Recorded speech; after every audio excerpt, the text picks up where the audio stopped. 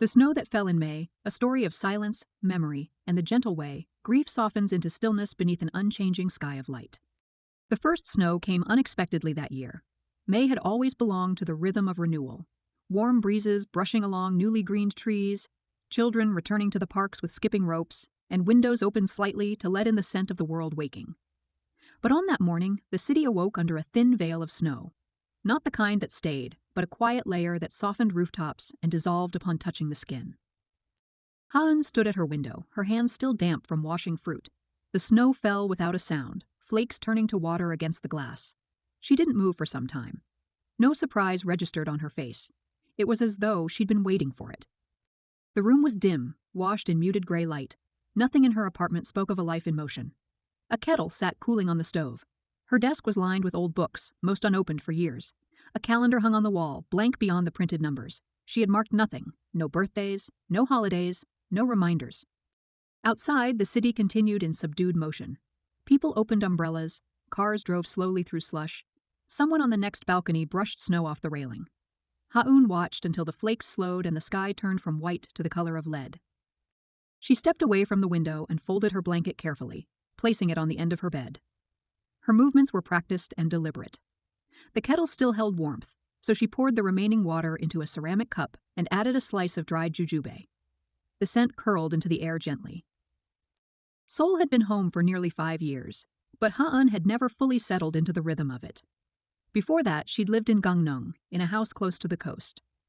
There, mornings had been filled with the sound of gulls, the call of waves pressing into the shore, and her mother humming from the kitchen. They had lived quietly, without many visitors, sharing simple meals and tending to a modest garden. When her mother passed, Ha-eun had remained in the house alone for one more season. She packed only what she needed, a camera, 3 books, and a single photograph of them together with her mother standing with wind in her hair, smiling faintly. Then she left. Seoul offered distance and anonymity. She took it without question. She found work at a small art gallery tucked behind a quiet university campus. The job didn't require credentials, only care. Ha-eun dusted frames, assisted with installations, and occasionally took photos of the exhibits for the gallery's sparse online presence. She liked the quiet of it. Few visitors came. Her colleagues asked little of her. Her apartment was small, a few floors above an alleyway where neon signs flickered after dusk. The neighborhood had an air of anonymity that suited her.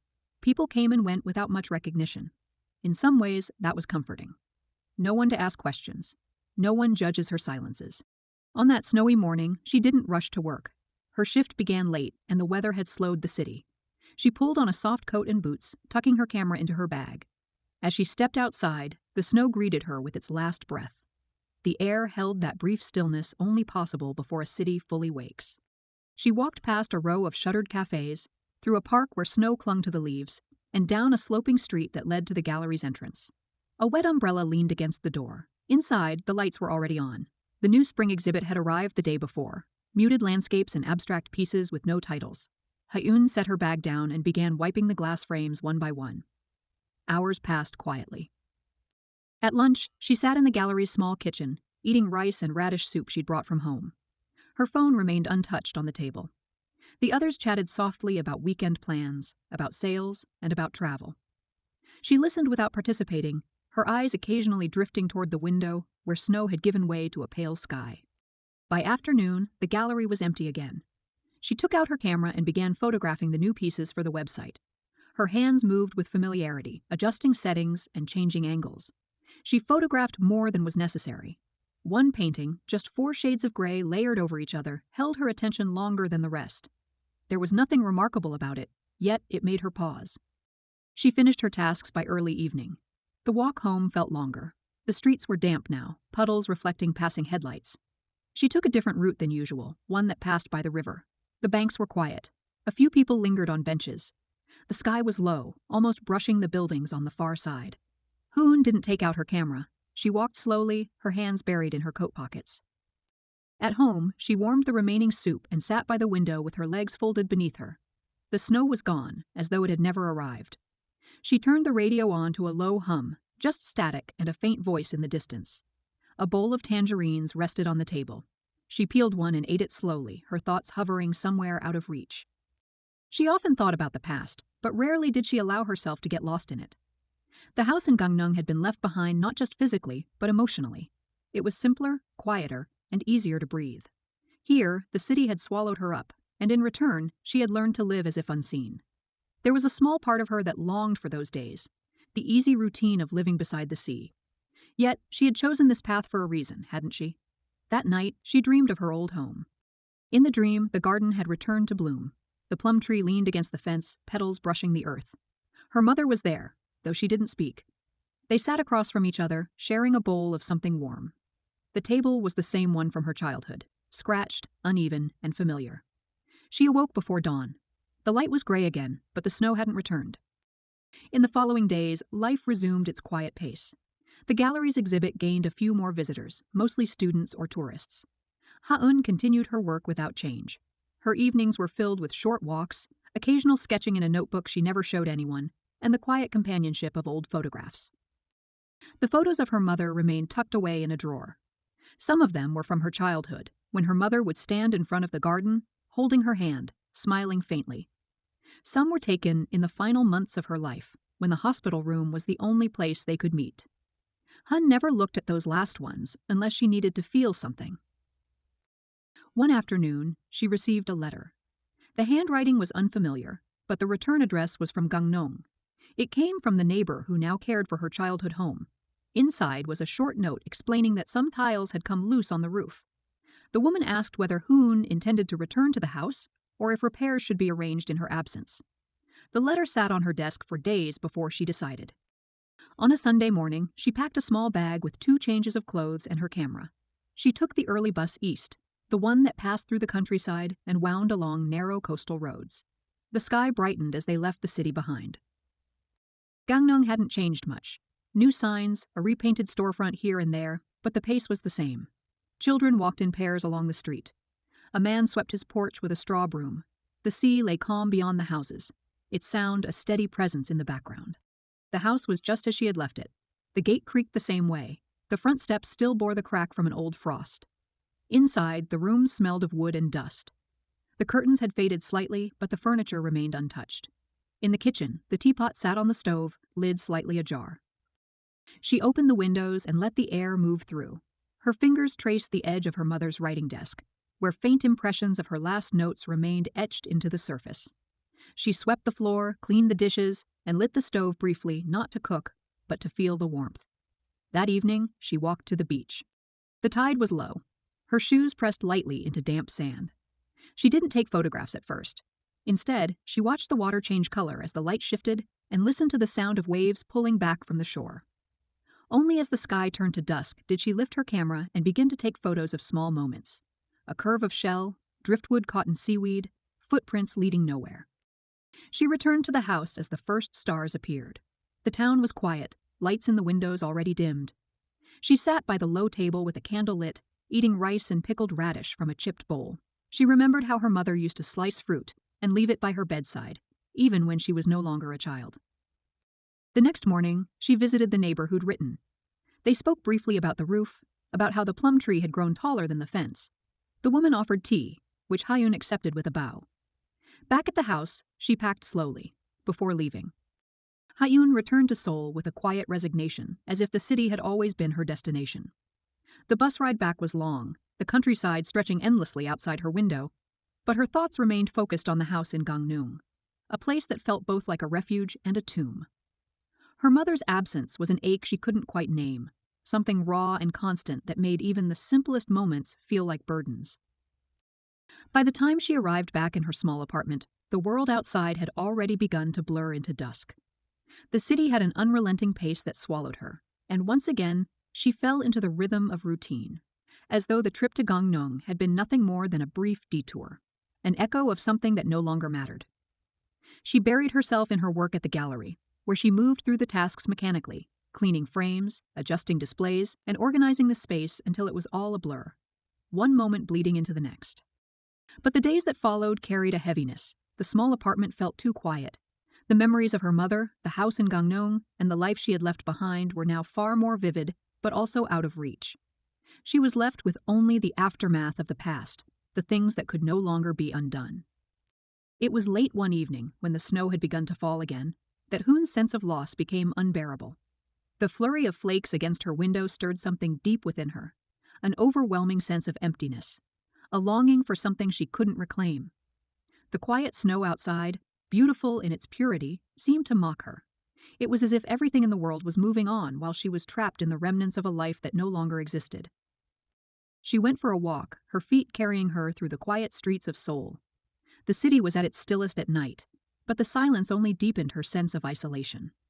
The falling snow turned the streets into a landscape of shadows and light, with each snowflake a reminder of something lost, something that could never return. As Hyun walked past the river, she caught sight of something out of the corner of her eye. There, on the bridge, was a familiar face. For a moment, she thought she had imagined it, an illusion created by the cold, the night, and the snow. But as she moved closer, she realized with a sinking heart that it was him, Minyo. He stood there, his hands stuffed in his pockets, staring at the water below. The years seemed to have worn him down, his once youthful face now shadowed with a hardness that spoke of time and regret. Hyun stopped in her tracks, her breath caught in her throat. It was as if the world had suddenly paused, holding its breath for her. She had not seen him in years, and had not expected to see him again, certainly not like this. The past, that painful, tangled history, surged within her like a storm. She should have walked away, should have turned around and kept walking. But something kept her rooted to the spot, the pull of the past too strong to ignore. Minyo turned as if sensing her presence. His eyes locked with hers for a brief moment before he looked away, his gaze returning to the river. He didn't speak, and neither did she. There was nothing to say, not really. The silence between them was a canyon, too vast and deep to cross. After a long moment, he spoke. His voice was softer than she remembered, almost tentative. "I didn't think you'd come back." Hyun's heart skipped a beat. She wanted to ask why he had come back, what had brought him to this place. But the words felt foreign, as though they belonged to someone else, someone who could still believe in the possibility of closure. "I had to," she replied, her voice barely above a whisper. "I couldn't stay there, not without facing it." Minyo turned to her fully then, his expression unreadable. "I thought you had let it go. I thought we had." Hyun wanted to say something, to explain why she had returned, why the house, the past, still haunted her. But there were no words that could encapsulate the pain, the grief, the longing. There was nothing she could say that would make sense of it. Instead, she just stood there, her heart aching with the weight of everything unsaid.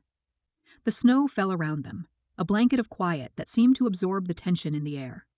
The world beyond them continued, oblivious to the two people who had once been entwined in a love that now felt like a distant memory. "I don't know why I'm here," Minyo said, his voice low, almost regretful. "I thought I could forget, thought it would be easier, but I never did." Haun's breath caught in her throat. The words were simple, yet they carried the weight of years spent apart, years of trying to forget something they both knew they could never truly erase. "I never forgot either," she admitted, her voice breaking. There was a long silence after that, both of them standing on the bridge, surrounded by the falling snow. The river beneath them flowed endlessly, as if the world was moving on, leaving them behind in its wake. Minyo took a deep breath and finally turned to face her. "I don't know what I was expecting. I don't even know what I was looking for when I came here.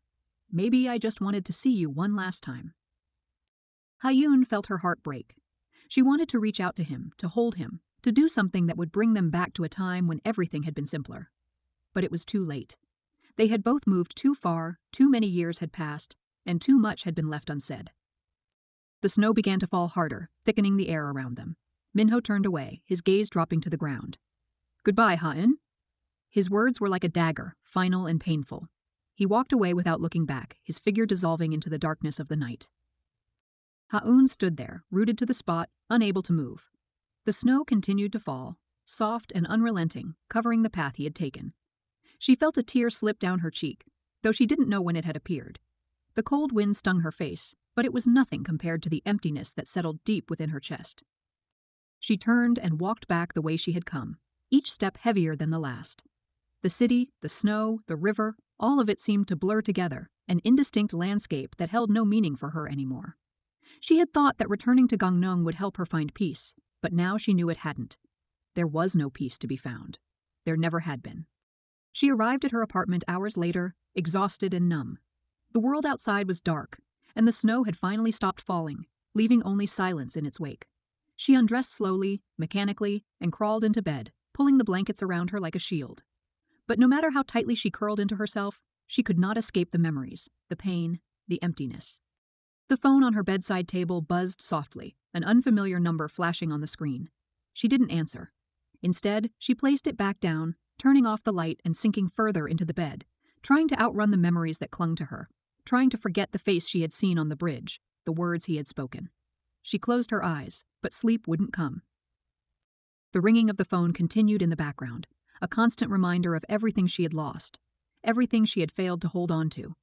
And as she lay there in the dark, the first snow of May seemed to haunt her, its coldness creeping into her bones. The weight of the past was too much to carry, and in the stillness of that night, Haun understood the finality of it all. Some things were broken beyond repair, and some people were lost to time. The next morning, the city woke up as if nothing had changed. The streets were filled with the usual rush of people, the hum of life continuing on without her. But Haun knew better. She had learned the hardest lesson of all. Sometimes the snow that falls in May does not bring renewal, but a reminder of the coldness that will never leave. And so she remained in the silence of her apartment, a prisoner to the past, waiting for the world to move on without her.